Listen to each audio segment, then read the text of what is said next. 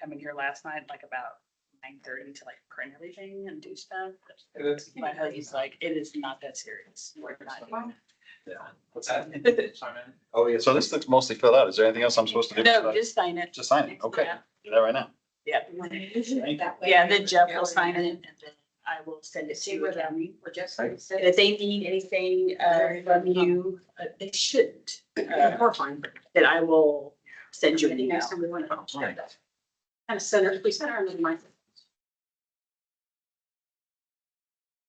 I used to call Jason every time there was a firewall issue. I'm getting a kick out of watching him do AV. Oh, how. Thank you very much.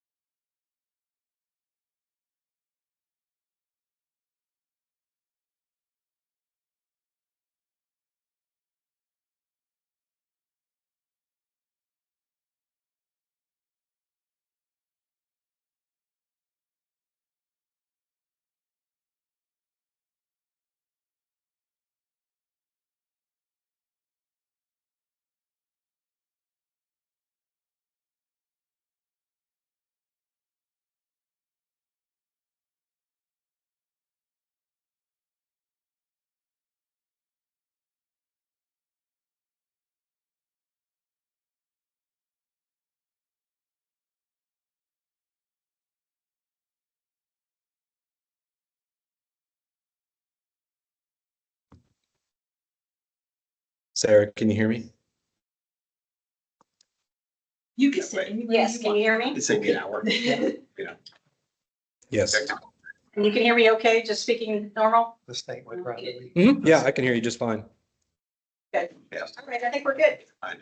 All right.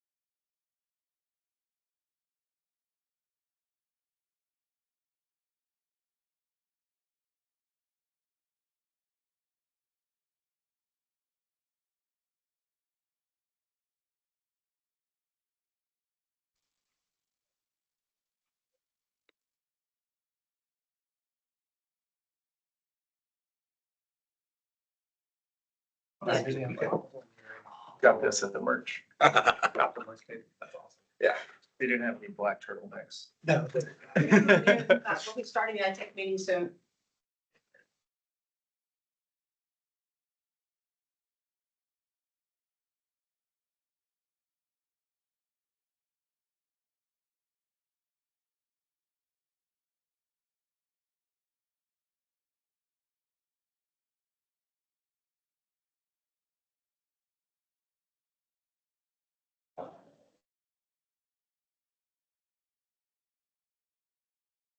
Seven voting and five non-voting.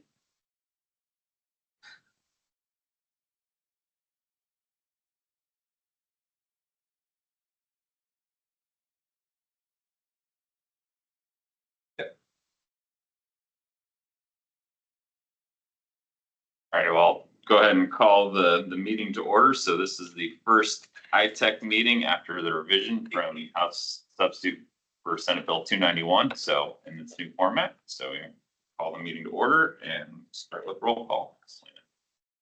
Jeff Maxon, Here. Doug Colson, Here. Ken Harmon, Here. Adam Prophet, Amber Schultz. Here. Adrian Guerrero will be absent. Lynn Retz. Here. Greg Gann, Here. Mike Maida, Murray McGee, Steve Funk, Here. and John Burhouse. Senator J.R. Clays, Senator Jeff Pittman, Representative Emil Berquist, Here. Representative Pam Curtis. Here. Tom Day, Here. Ann Johnson. Here. Alex Wong. Here. All right, thanks, Lena. So with that, I'll call for a motion to approve today's agenda. So moved. Have a second. Second. All right, all those in favor say aye. Aye. Aye. Those opposed, nay. All right. Agenda approved. All right, so again, we're also shifting the format of these meetings, but we'll still approve the minutes from the meeting in June. So do we have so those should be in your packet. I moved to approve. Have a motion to approve the minutes. Do we have a second? Second. Second by Secretary Schultz. All those in favor say aye. Aye. Those opposed, Aye. nay. All right. Minutes have been approved. All right, next item is action item review from Alex. Jeff, we do not have any action item from last time, so no, we Alright. So we're moving right through that. All right. So as mentioned, this is kind of the new format after the revisions to ITEC from Senate Bill 291. So as that, we have seen a shift of the other two branches to be non-voting members of the committee, but are still part of ITEC as a whole, and then more of a focus on the executive branch since we are the larger component. And it also is bringing in more region representation again as we're getting broader, probably more aligned with the executive branch more than anything. So getting you more voice at the table as we kind of proceed down this approach. So Senate Bill 291, kind of the high level overview, kind of outlined one of the roles and requirements of this group is to start putting together basically a plan for broader IT consolidation within the executive branch and present report to legislature January 2026. So that still some time, but that time will move pretty quickly. So that is one of the core outlines of this. One of the other requirements is still for ITEC to set policy for executive branch. And we'll talk a little bit about that here in a little bit with some security policies. And I'll give a little bit of background on those as well as where those are coming from. Also in that request for consolidation was also to examine what some of the cybersecurity consolidation might look like with the Regents institutions. That was one of the later amendments to that we'll have to also incorporate into whatever this planning initiative looks like. Also in that bill was a requirement that executive branches to follow the NIST, or the National Institute Standards of Technology Cybersecurity Framework, their version 2.0. So that has now become the baseline security requirement for all government, essentially, in some form or fashion. So while ITEC won't have any overview in terms of the legislative and judicial branches for meeting that requirement, things we do will still align to that and will still be applicable if they're wish to use those from a policy perspective as well. So our intent is to build things in a broad fashion that can support everybody. But that is kind of where the bill has put some boundaries in between. So we'll be exploring that as well as part of this committee. So moving forward with the consolidation pieces, we've looked at this. There are multiple states that have gone through broader consolidations. There have been multiple approaches to IT consolidation within the states. Some have been a very rapid consolidation. Others have been a very long methodical consolidation as well. There have been different hacks within those. Some have brought vendors in to assist. Others have gone it their own. Some have been successful. Some took longer than they anticipated, things like that. So the approach we're kind of recommending and wanting to have some discussion around is we're recommending bringing in a third party to assist in this planning process. And we have started working through what a task order RFP might look like to bring in a vendor to consult and assist us in drafting this plan. I don't perceive it would take the full, are we at 16 months now, 18 months to get it done? But it will be a process that will require some time and feedback. But I think the biggest piece as we go through this is getting the proper input from everybody, not only from this committee, but our stakeholders, regions, communities, their boards, commissions, cabinet agencies, things like that. So this process will require a lot of bandwidth, very tight constrained teams already. So, but we recognize, but that's where I do want to bring in third party to assist that. Want to put that out there for discussion for the group as the approach for this consolidation planning. Well, I'll start. Hi, I'm Ken Harmon from Wichita State. My background is in large manufacturing corporate world, and I used to work for a large multinational corporation, about 120,000 employees. We did an evaluation of consolidation, and we used a third party and found it was very useful to get the lessons learned, you know, how to avoid the traps and things like that. So I would recommend it. I just have a point of clarification. Yep. So you said planning Yes. versus assessment. Yes. Is that purposeful? That is what is said in the actual I thought it statute was- is plan. Planning, so it's also kind of a combination Yeah. of an assessment of Yeah, what would go. feasibility, what Yeah. makes sense, where does it, what has been successful, what hasn't in other places. Okay. So one of the other pieces, well, we can also bring in other states to come in and talk about their experiences and gather their feedback as well for consideration, because we'll also have the opportunity, obviously, to put in our recommendations as a committee into that assessment and a plan, plan that goes to legislature for next steps on where to move forward. So. Discussion. Thoughts? Missing anything with kind of coming from this approach?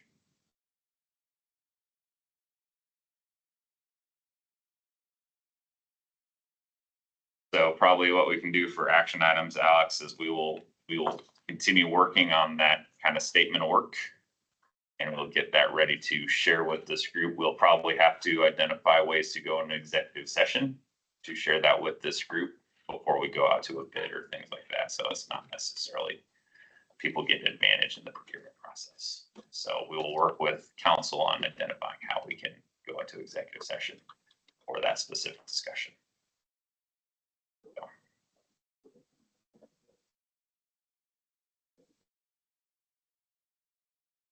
Any questions about Senate Bill 291 or the broader initiatives of ITEC?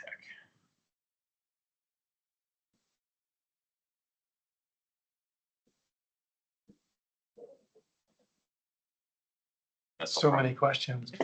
I'm not really expecting answers yet.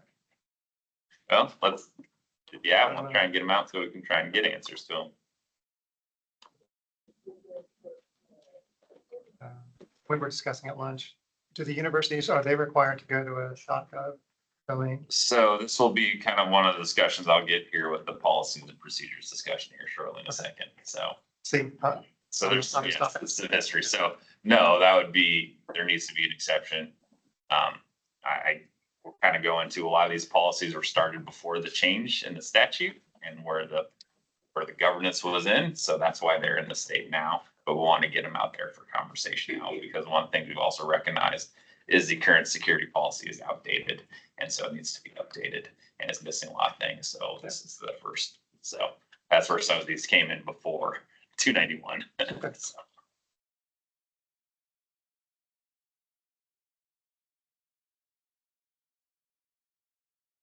Concerns we want to start laying out early on.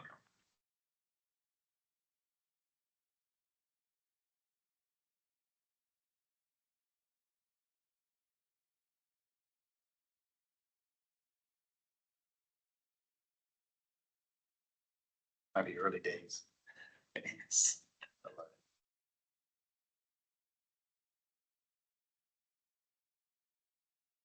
Not seeing any. We'll move on to the next piece of discussion. So, all right.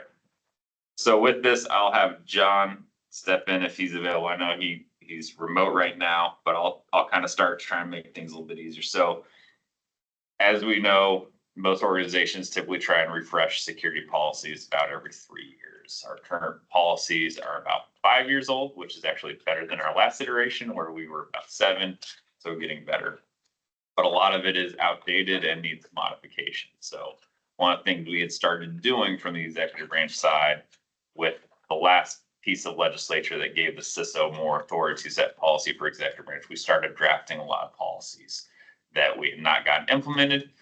But then we have subsequent had a change with Senate Bill 291 that changed the scope a little bit. So we want to use this as an avenue for policies to kind of kill 2 birds with 1 stone, essentially, because our ITEC policies are out of date. So we need to update those, but also put some more updated language that applies to executive branch as well. But again, this is going back to, these will get the ITEC level. So we only have to do 1. Hopefully it works for everybody from the region's perspective, cabinets, non-cabinets. So there is some language that is specific, as Steve pointed out, about .gov.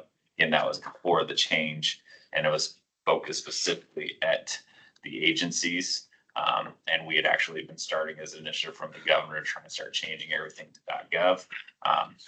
So we had this policy already put together. We just hadn't issued it. So again, this is why we're getting them out front. So if there's edits, so carving out all Regents institutions should be on a .edu. I don't know what controls you guys have for some of your ancillary systems or projects or programs, if they're on .orgs or coms or business. But if you want to have something for .edu, we can put that in there as well.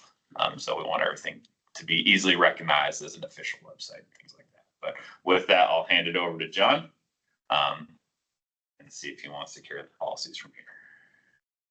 Yeah, thank you, Jeff. I have just a few kind of high-level statements I prepared for today's discussion. So I'm going to go ahead and read through those, and then we can open it up to some high-level thoughts on the policies and just go from there. So in today's rapidly evolving digital landscape, security of our state's information systems is more critical than ever.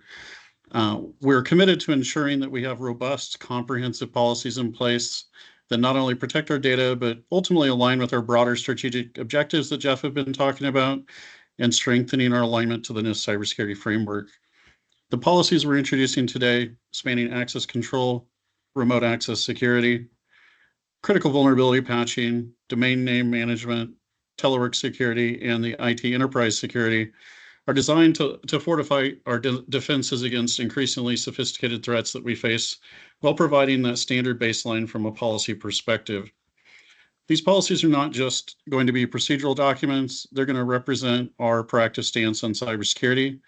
And ultimately, we're hoping to ensure that every connection, whether remote or on-site, every critical vulnerability, and every piece of our digital infrastructure is managed with the highest level of security. By adhering to the policies, we will collectively be safeguarding the integrity, confidentiality, and availability of our state's data, thereby protecting the services we provide to our citizens. So I encourage each of you as you review these to understand, to not only understand the policies fully, but provide feedback and questions that you may have. And you could do that in a variety of ways. We can have some discussion here. I'll drop my email address in the chat if you want to send feedback directly to me or edits that you may have. And then ultimately, as we go forward, we'll be looking at bringing additional policies forward in subsequent ITEC meetings. And the idea is that we're going to have probably a larger number of individual policies versus what we've seen with the ITEC 7230A. And that way we can kind of refresh these policies more easily, more quickly, but also we can have that more comprehensive NIST CSF-based framework approach that has been contemplated with Senate Bill 291. So with that, I'm going to pause here. If there's any questions or discussion that we have about the policy so far.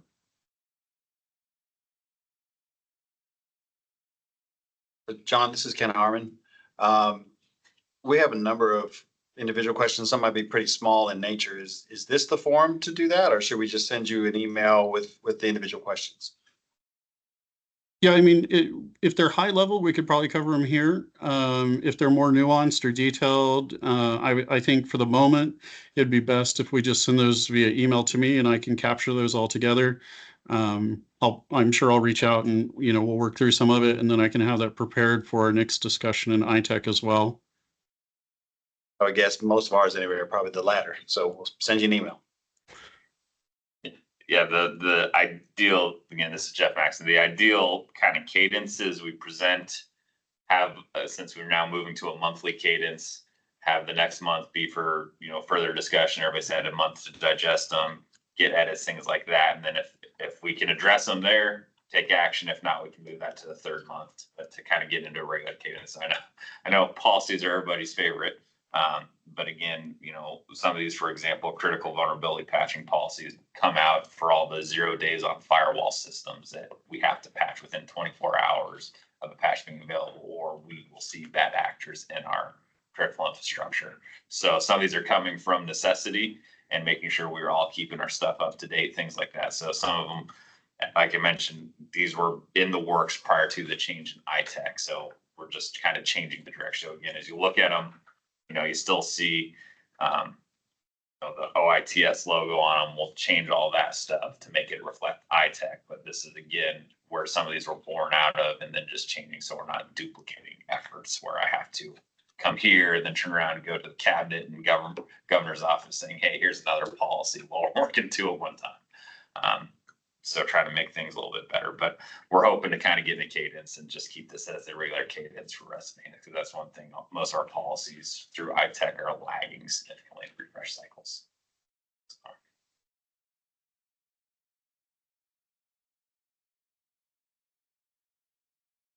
So comments about the policy process, feedback. So, and if there's any, again, kind of the same thing, if you have policies you'd like to see proposed as well, bring them to the table as well for the group to discuss. So we don't want this to be one being dictated out type thing. So across the board, so Secretary, same with the agency perspective. Right. My comment would be, we're working on very similar policies internally right now. So the direction I assume would be, it can't be less restrictive. Yes. Our hope is they can be also in a place where it's easier to say, these are our policies and everybody, so we don't have to have multiple layers. So some of this will push folks with a lesser security control to a higher standard on purpose, just because of our interconnectedness. And we saw that with previous instances. But again, ideally, we'd love to be a situation where it's just one set of policies. Nobody's having to do duplicate work and create their own because we're missing things in the larger one.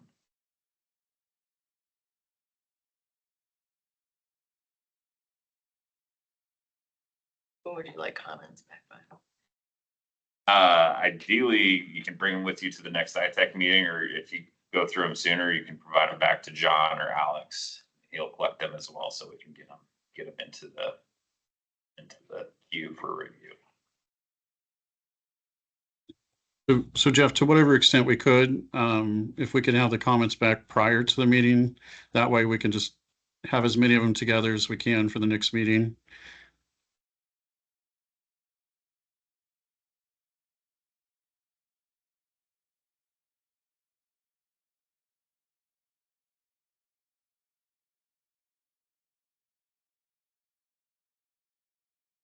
Well, computer Pratt, any other comments on the policy discussion?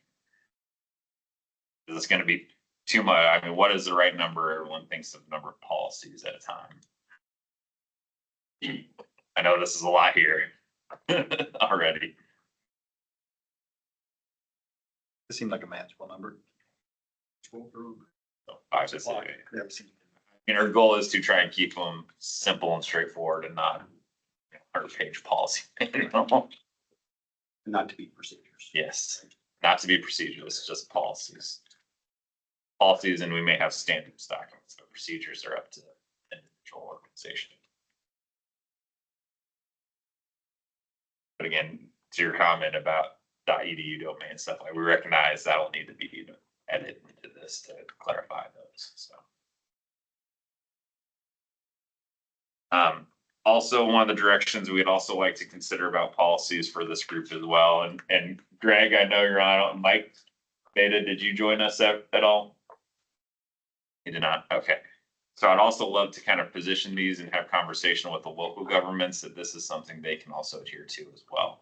Because a lot of the conversation we have had with them is not necessarily being forced upon them as a unfunded mandate stuff, but at least providing them guidance and documentation, things, anywhere we can help provide them some sort of thing they can go reference back to, short of making it mandatory for them, but position things as best we can that are resources they can leverage as well.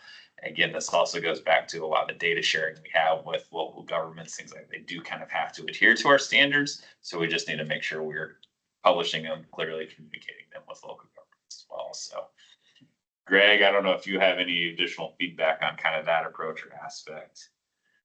No, you and I are aligned on that. Absolutely. We need to have conversations, need to do discovery, have thoughtful conversation on where people are today and where we're moving, and align those priorities and have a common basis to move forward with.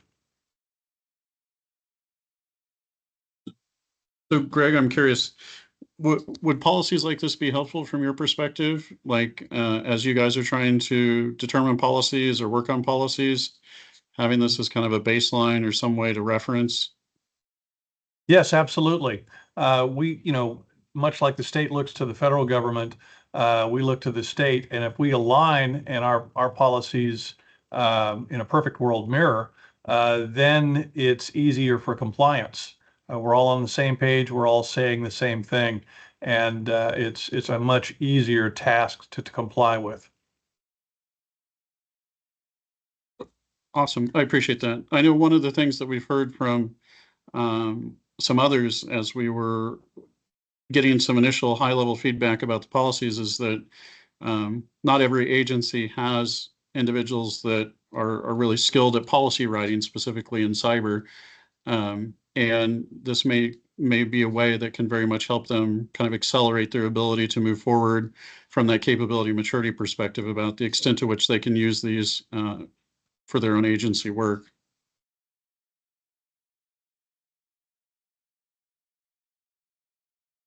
Do you all have a schedule of which ones you plan on rolling out when? I ask so I don't have to do.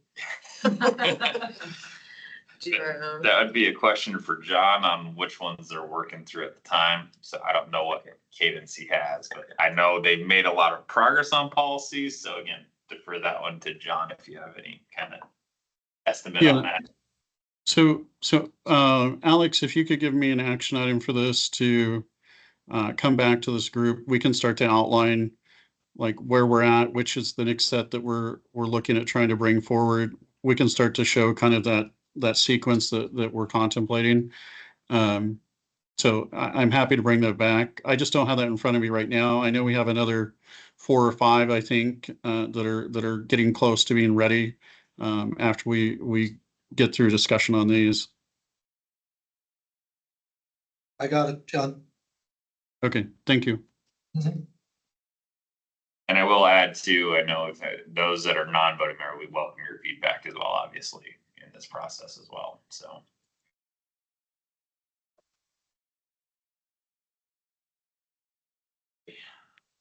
So with nothing else, policy here, next item for the agenda is comments from board members. So just kind of open discussion. I'll open that up to the non-voting members as well.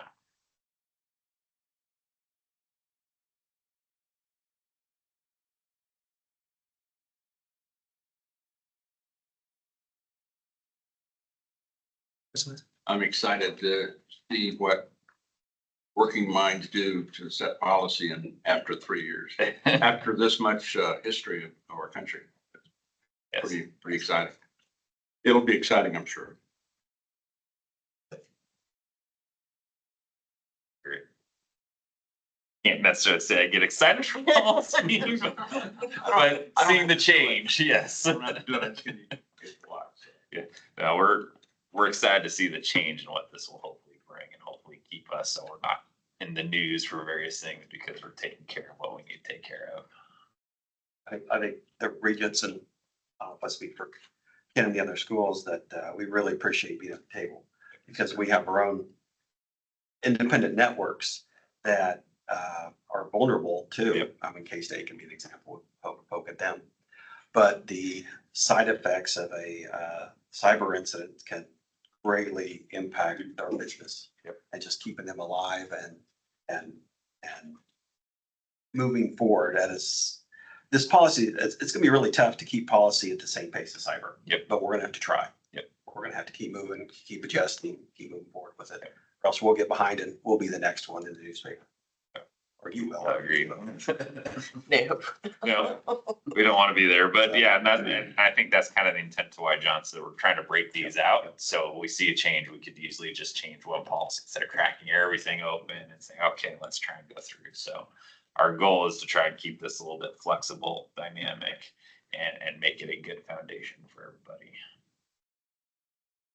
So as you push policies and you're pushing agencies to become more secure, quicker, what's the thought on agencies? Maybe they're too big and they can't comply right away, or they're too small and they can't comply right away.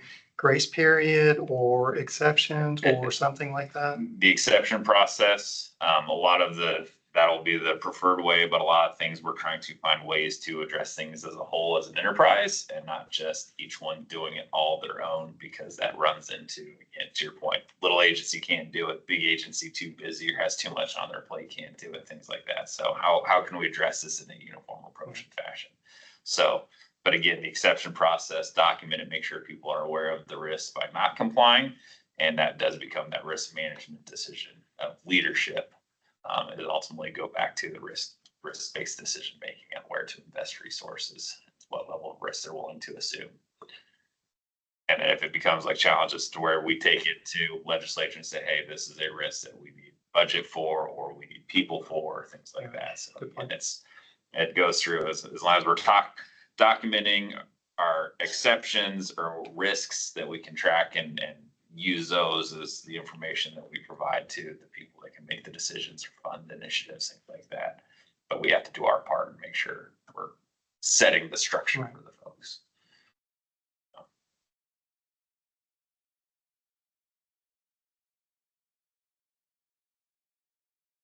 So as I mentioned, as we go down kind of, and I'll kind of carry a little bit, but as we start going down to this larger conversation about consolidation, like I mentioned, we can bring in other states that have gone through this or other regions, institutions that have done certain things with their executive branch, et cetera. We can bring them to the table for discussion as well.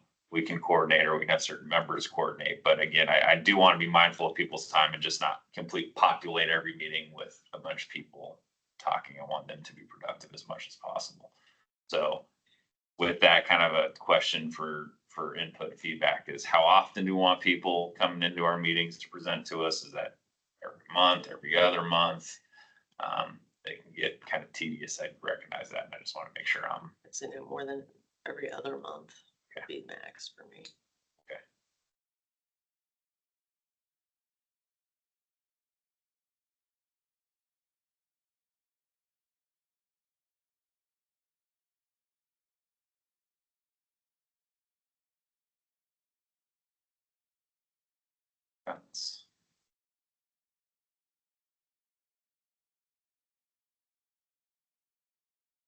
Any other general comments for the group?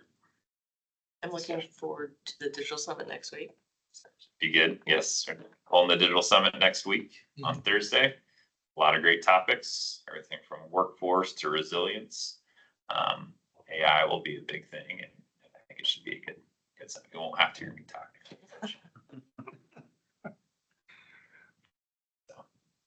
Mention about events, we also have JCIT at the end of this month.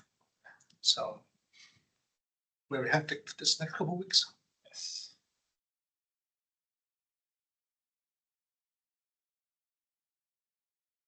And I look forward to this effort and this initiative.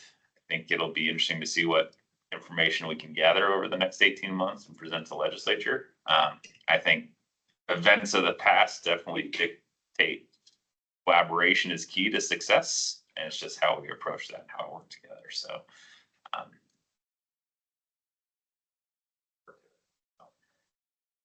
with that, I'll make a motion to adjourn.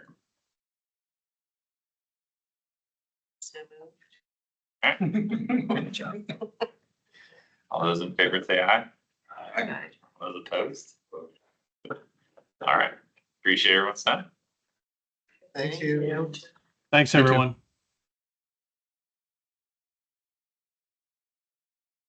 What is this? It's